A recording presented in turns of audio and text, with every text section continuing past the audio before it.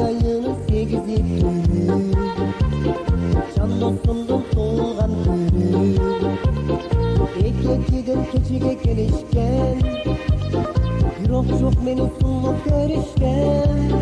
Ey ey, may ayının 8'i günü, can dostumdun tuğulgan günü. Ekletiden keçige gelişken, yürok çok meni sunlup görüşken. Tuğulgan günün kutlu olsun, ömrün uzun olsun. Tuğulgan günün kutlu olsun, ömrün uzun olsun. Hiç bakta kaygı bolmasın. Benim yaşlık esrada disko topcana topçubayı aytmamadı. Tuğulgan günün kutlu olsun. Ey ey, ey ey,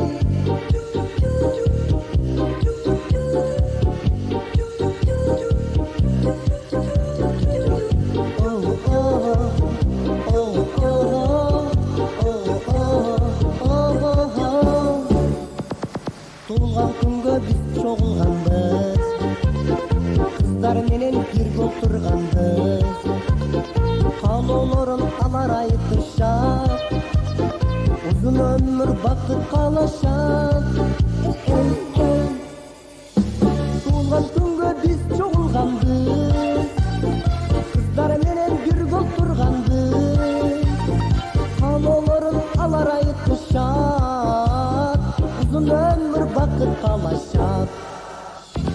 Tuğulgan günün kutlu olsun, ömrün uzun olsun. Tuğulgan günün kutlu olsun, ömrün uzun olsun. Hiç bakta kaygı bolmasın.